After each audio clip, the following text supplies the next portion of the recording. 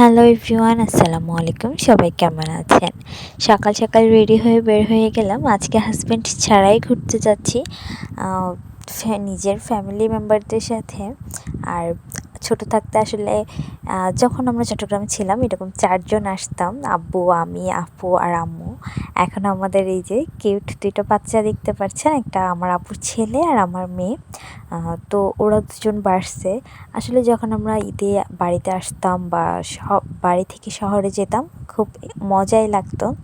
তারপর যাই হোক, আসার পর নাস্তা করলাম, খাওয়া দাওয়া করে এখন বের হয়ে যাচ্ছি একটু ঘোরাফেরা করার জন্য। যেহেতু বাচ্চাদেরকে নিয়ে আসছি, যদি না ঘোরাই কেমনে হবে। তো চলে আসলাম চিড়িয়াখানায়।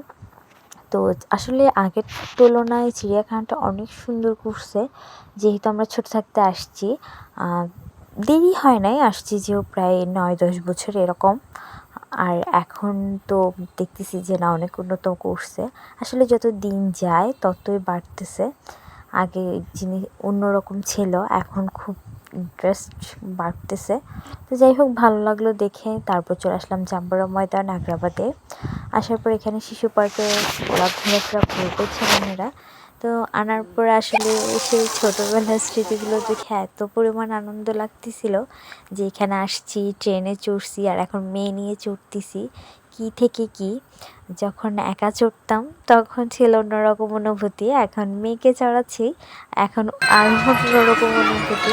আসলে বাস্তবতা অনেক কঠিন, যে কখন মানুষের জীবন বদলে যায় বলা যায় না। তো যাই হোক, সবাই আমাদের জন্য দোয়া করবেন। আসসালামু আলাইকুম।